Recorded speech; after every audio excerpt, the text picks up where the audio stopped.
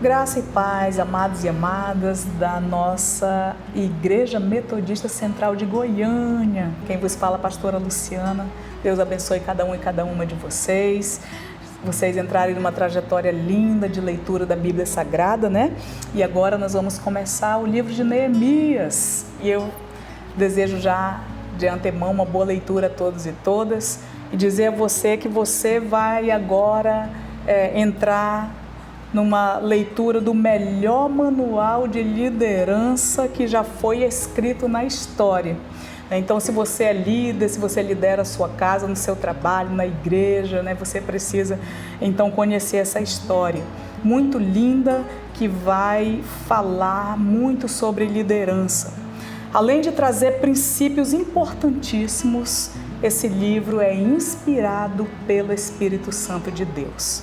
É um livro pós-exílio babilônico, né, que aconteceu em 586 a.C., quando então os caldeus tomaram a cidade de Jerusalém, destruíram o templo, né, muita coisa aconteceu difícil nesse tempo. E levaram então os judeus cativos para a Babilônia, onde eles ficaram cativos ali por 70 anos. Neemias, portanto, ele não estava em Jerusalém, mas ele nasceu no cativeiro, né? Ele não estava ali, ele não foi levado, mas ele nasceu no cativeiro. E o cativeiro terminou por volta de 516, quando então a Babilônia caiu nas mãos do Império Medo-Persa, né? E agora esse novo império deu a oportunidade aos judeus de retornarem para Jerusalém. E aí isso foi feito em 3 levas, né? A primeira leva retornou em 516 sob a liderança de Zorobabel para construírem o templo de Jerusalém. Para eles era muito importante logo construir o templo, porque significava, simbolizava a presença de Deus com eles, né? A casa de Deus no meio deles. A segunda leva retornou em 457 sob a liderança de Esdras. E agora a missão era ensinar a lei de Deus ao povo. E a terceira leva, então, veio sob a liderança de Neemias, que é o nosso alvo agora, né, a nossa leitura. A terceira leva veio com Neemias em 444 a.C., para a reconstrução dos muros de Jerusalém. E nós percebemos aí, você vai começar lendo e você vai perceber que tudo começou com uma visita de Anani, que visitou então Neemias em 444, né? E nesse tempo a cidade estava em escombros já há 142 anos. E quando então Neemias perguntou: como está o nosso povo? Né? Como estão aqueles que ficaram em Jerusalém? E Anani vai contar para ele a história quando ele soube que eles estavam em plena miséria, né? Eles estavam ali abandonados, numa situação dificílima, os muros queimados, derribados, estavam uma situação de caos, né?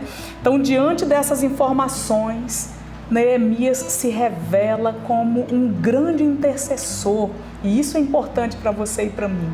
Ele se coloca entre Deus e o seu povo, como um homem que sente a dor do outro como sendo a sua própria dor. E isso é um intercessor, né? Então ele se coloca diante de Deus nessa perspectiva e ele se revela um homem próximo de Deus, um homem de oração, que reconhece os seus pecados, que reconhece os pecados do seu povo.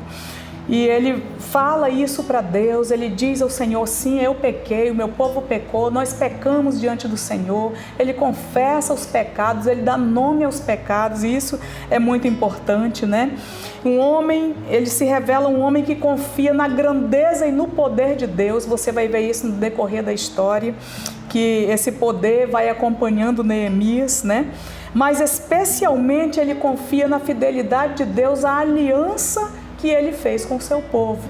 Portanto, ele diz: esse ainda é o teu povo, né? O povo da aliança, Senhor, lembra de nós, né? Ele vai trazer isso à memória.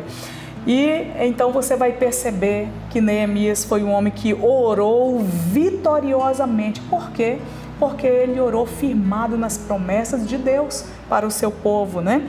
ele orou firme nessas promessas e ele obteve o favor do rei e foi vitorioso na missão de reconstruir os muros de Jerusalém. Você vai perceber, vai aprender como se portar diante de pressões, como se portar diante dos inimigos, como se conduzir quando tem que trabalhar, mas tem que vigiar, guerreando ao mesmo tempo, né? Então é algo lindo e poderoso como esse homem liderou tudo isso nesse tempo.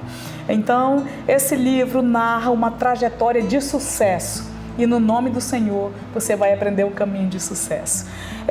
Ele é um dos mais fascinantes resumos sobre uma vida vitoriosa, né? E ele é um tratado sobre uma liderança eficaz. Então uma excelente leitura a todos. Beijo da pastora. Graça e paz.